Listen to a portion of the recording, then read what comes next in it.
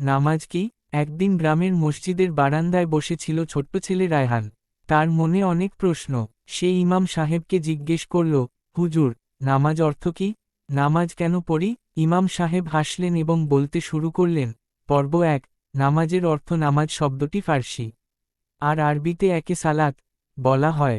সালাতের অর্থ হল আল্লাহর দিকে মনোযোগ দেওয়া, দোয়া করা, ইবাদত করা এবং তার সামনে বিনয়ের সাথে দাঁড়ানো। সহজ ভাষায়, নামাজ হল আল্লাহর ইবাদতের একটি বিশেষ পদ্ধতি, যা নির্দিষ্ট সময়ে কিয়াম, রুকু, সিজদা ও বিভিন্ন দোয়া দরুদ পড়ে আদায় করা হয়। রায়হান বলল, তাহলে নামাজ শুধু কিছু কথা পড়ার নাম নয়?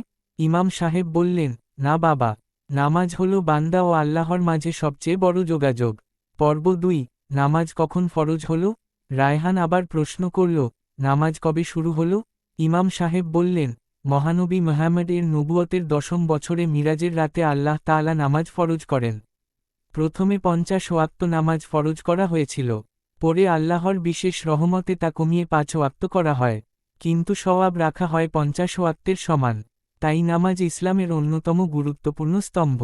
পর্ব 3। ইসলামে নামাজের গুরুত্ব। ইমাম সাহেব বললেন, কিয়ামতের দিন সর্বপ্রথম নামাজের হিসাব নেওয়া হবে। যে ব্যক্তি নামাজ ঠিক রাখে, তার অন্যান্য আমল সহজ হয়ে যায়। আল্লাহর নিকট সবচেয়ে প্রিয় আমলগুলোর একটি হল সময়মতো নামাজ আদায় করা। রায়হান বুঝতে পারল, নামাজ শুধু একটি কাজ নয়, বরং একজন মুসলিমের জীবনের অংশ। পর্ব 4। নামাজ কত প্রকার? ইমাম সাহেব বললেন, নামাজ প্রধানত কয়েক প্রকার। 1. ফরজ নামাজ, যা অবশ্যই আদায় করতে হবে, যেমন ফজর, জোহর, আসর, মাগরিব, এশা। 2. ওয়াজিব নামাজ, বিতর নামাজ, ঈদুল ফিতর নামাজ, ঈদুল আজহা নামাজ। 3. সুন্নত নামাজ, রাসূল নিয়মিত আদায় করতেন। 4. নফল নামাজ, অতিরিক্ত সওয়াবের জন্য পড়া হয়। 5.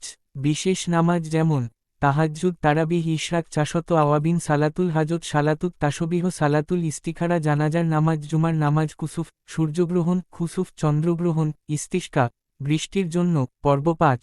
5 ওয়াক্ত নামাজের সময় ফজর, ভোরের আলো ফোটার পর থেকে সূর্যোদয়ের আগে পর্যন্ত। জোহর, সূর্য পশ্চিমে ঢলে পড়ার পর। আসর, বিকেলের সময়। মাগরিব, সূর্যাস্তের পর। এশা, সন্ধ্যার লাল আভা মিলিয়ে যাওয়ার পর থেকে মধ্যরাতের আগে পর্যন্ত উত্তম। পর্ব 6। জুমার নামাজ। রায়হান জিজ্ঞেস করল, শুক্রবারের নামাজ কি আলাদা? ইমাম সাহেব বললেন, হ্যাঁ, জুমার দিন মুসলমানদের সাপ্তাহিক ঈদের দিন। জোহরের পরিবর্তে জুমার নামাজ আদায় করা হয়। পর্ব 7। তাহাজ্জুদ নামাজ। রাত গভীর হলে যখন অধিকাংশ মানুষ ঘুমিয়ে থাকে, তখন যে নামাজ পড়া হয় তাকে তাহাজ্জুদ বলে। এটি নফল নামাজের মধ্যে অত্যন্ত মর্যাদাপূর্ণ। পর্ব 8। তারাবিহ নামাজ। রমজান মাসে এশার নামাজের পরে যে বিশেষ নামাজ পড়া হয় তাকে তারাবিহ বলে। এটি রমজানের অন্যতম গুরুত্বপূর্ণ আমল। পর্ব 9। নামাজের উপকারিতা। ইমাম সাহেব বললেন, নামাজ আল্লাহর নৈকট্য বৃদ্ধি করে, পাপ থেকে দূরে রাখে, মনকে শান্ত করে, শৃঙ্খলা শেখায়, সময়ের মূল্য শেখায়, মুসলমানদের ঐক্য গড়ে তোলে। পর্ব 10।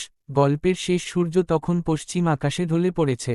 মসজিদে আজানের ধ্বনি ভেসে এলো। রায়হান উঠে দাঁড়াল। সে বলল, হুজুর, আজ বুঝলাম নামাজ শুধু একটি ইবাদত নয়, এটি একজন মুসলমানের জীবনকে আল্লাহর সঙ্গে যুক্ত রাখার সবচেয়ে সুন্দর মাধ্যম। ইমাম সাহেব মুচকি হেসে বললেন, যে নামাজকে ভালোবাসে, আল্লাহও তাকে ভালোবাসেন। এরপর দুজনেই জামাতে নামাজ আদায় করতে মসজিদের ভেতরে প্রবেশ করলেন। সমাপ্ত।